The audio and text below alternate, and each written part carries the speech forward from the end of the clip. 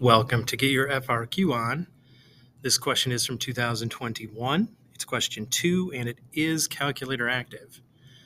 In the question stem, we have two particles, P and Q. Particle P moves along the x-axis with velocity given by a function, sine of t to the 1.5. This function is good between 0 and pi, and at t equals 0, particle P is at position x equals 5. Particle Q is also moving along the x-axis, and the velocity of particle Q is given by a separate velocity function, t minus 1.8 times 1.25 to the t. This function is also good between 0 and pi, and at t equals 0, particle Q is at position x equals 10. In part A of this question, we are asked to find the position of both particles, P and Q, at time t equals 1. The position of each particle can be found by integrating the respective velocity functions and accounting for the initial position of each. First, we'll calculate the position of particle P. So xp of 1 is going to be 5, which is the initial condition, plus the integral from 0 to 1 of the velocity function of P, v sub P of t dt.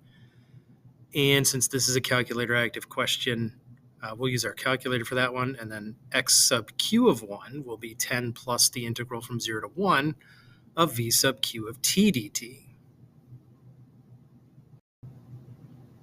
And again, since this is a calculator active question, use your calculator. Do not try to do these by hand. That would be a waste of time. It isn't necessary and is more likely to cause an error in computation anyway.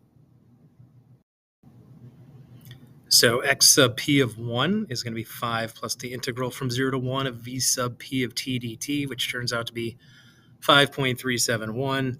X sub q of 1 is 10 plus the integral from 0 to 1 of v sub q of t dt, and that turns out to be 8.564.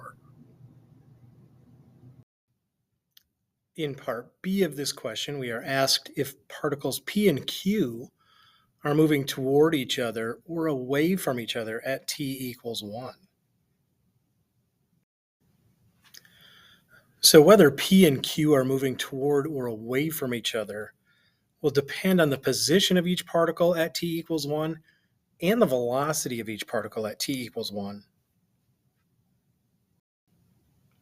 Now, since we found the position of each particle at t equals 1 back in part A, we don't have to redo that work. But we will need to make use of that information in our solution to this problem. The velocity of particle P at t equals 1 is sine of 1 to the 1.5. 1 to the 1.5 is just 1. Sine of 1 in radians is 0.841. And note that that is positive.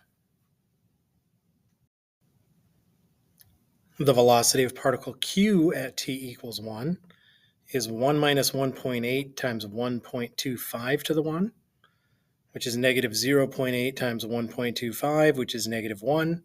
And note that that is less than 0.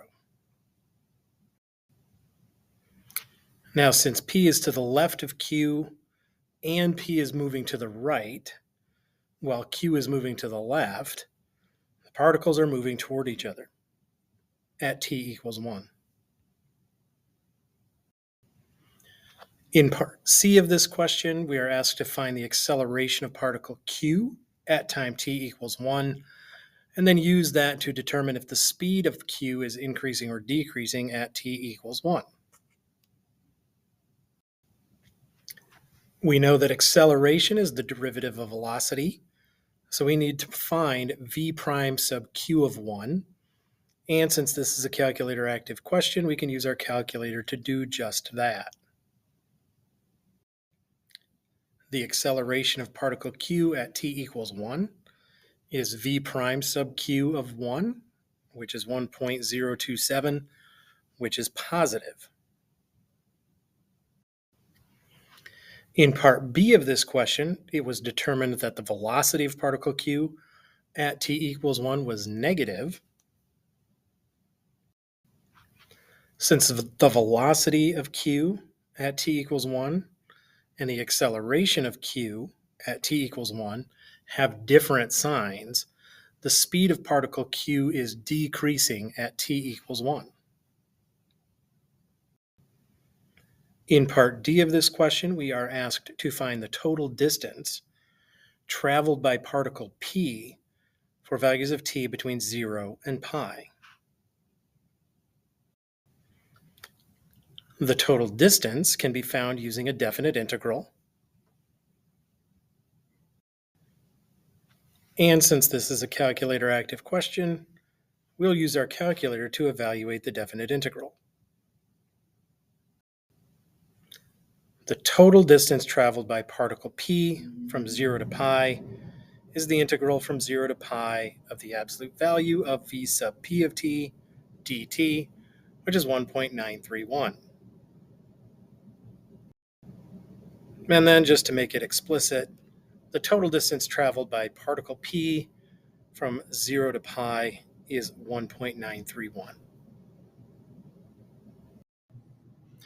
If you like the AP Calculus free response question solutions and want more of them, don't forget to like the videos, subscribe to the channel, and you can also find me on X at x.com/getyourfrqon.